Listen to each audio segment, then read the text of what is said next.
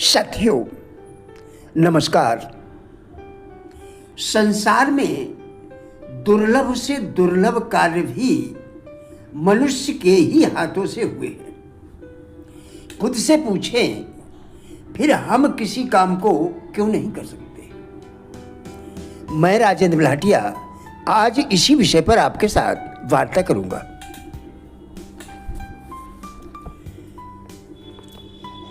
जब हेनले ने पूर्व कथित पंक्तियां मैं अपने भाग्य का मालिक हूं, मैं अपनी आत्मा का कप्तान हूं लिखा था, तो उन्हें हमें सूचित करना चाहिए था कि हम अपने भाग्य के स्वामी हैं, अपनी आत्मा के कप्तान हैं, क्योंकि हमारे पास अपने विचारों को नियंत्रित करने की शक्ति है। हमारा दिमाग हावी होने वाले विचारों से चुंबकीय बन जाता है, जिसे हम अपने मन में रखे रहते हैं, और उस साधन के द्वारा जिससे कोई आदमी परिचित नहीं है, ये चुंबक हमारी तरफ शक्तियों, लोगों, जीवन की परिस्थितियों को आकर्षित करती है, जो हमारे हावी होने वाले विचारों की प्रकृति के साथ घुल मिल जाते हैं। एक स्कूल की प्राचार्या ने खुद के बारे में बताया कि जब मुझे यह ज्ञान हुआ कि मेरे अंदर कोई आत्मा है जो मुझसे भी शक्तिशाली है, संसार को मेरी जरूरत है, मैं सामर्थ्यवान हूं, शक्तिवान हूं, जैसा कि अधिकांश लोगों के जीवन में एहसास होता है। तब मैंने निश्चय किया कि मैं अपने जीवन की सार्थकता के लिए कुछ करूंगी, जिससे मैं अपने सहमानव का भला कर सकूं। मैंने अपने स्कूल को ही कार्यक्षेत्र माना और वही मेरे लिए सब कुछ हो गया।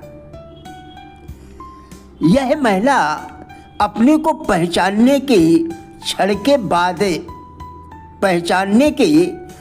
के बाद अपने निर्णय और उस पर किए गए कार्य में बहुत सफल हुई।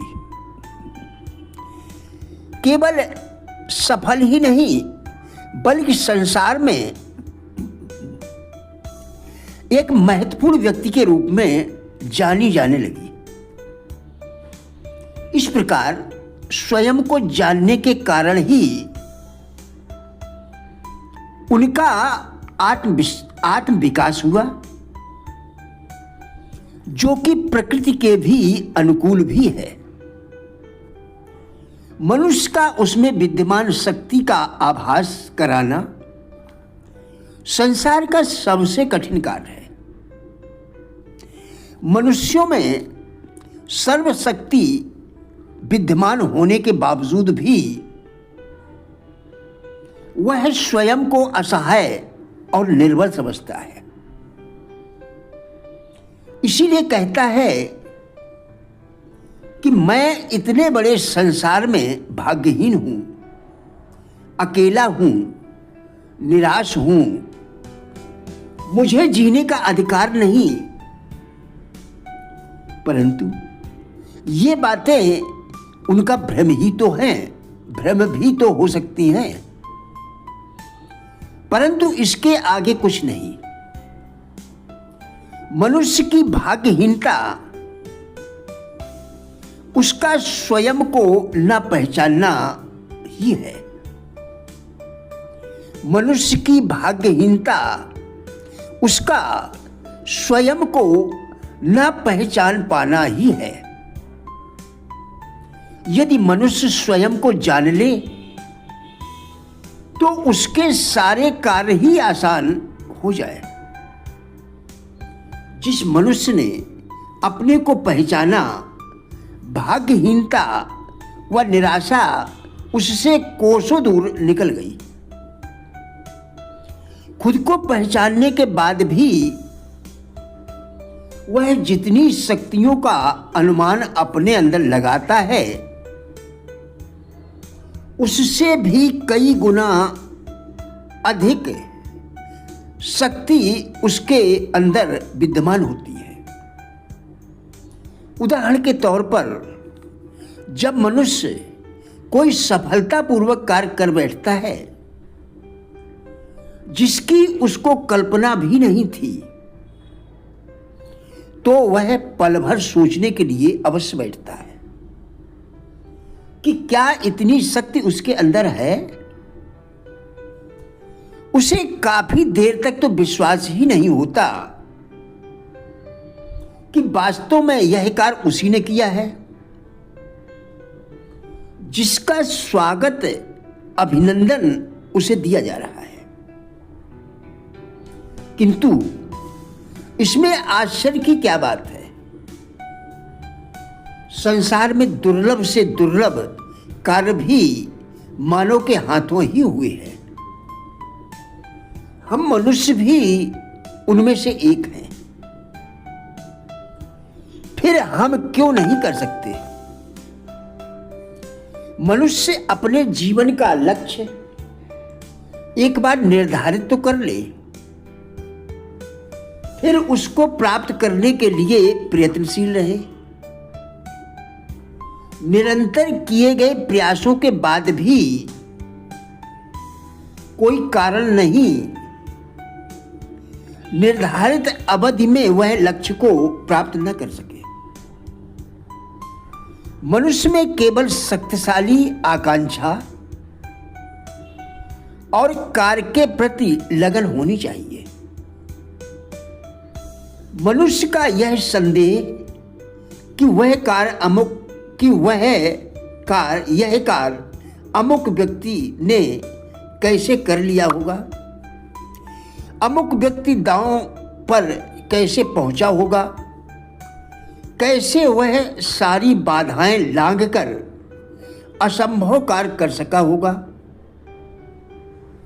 आदि उसके अंदर छिपी सबसे बड़ी कमजोरी है। जब मानव सर्वशक्तिमान है तो उसे संदेह क्यों होता है? संदेह ही उसके अंदर छिपी कमजोरी को बताता है। जो इंसान ऐसा सोचता है, दूसरे के कार्य को देखकर आश्चर्यचकित होता है, वह भला स्वयं क्या कर सकता है? मेरी जिंदगी का शक्ति स्रोत है सकारात्मक निर्माता होना। यह मुझे प्रेरणा देता है, दिशा, कारण, गति, उद्देश्य एवं मैत्रीपूर्ण प्रतियोगिता की भावना पैदा करता है। सीखने का संकल्प लेकर कुछ भी किया जा सकता है। प्रिय साथियों, हमारा उद्देश्य इन वीडियोस के द्वारा लोगों में जीवन के प्रति सकारात्मक दृष्टिकोण एवं जिज्ञासा पैदा करना है। कृपया वीडियो पूरा देखकर विचार करें, क्या यह आपके लिए उपयोगी है?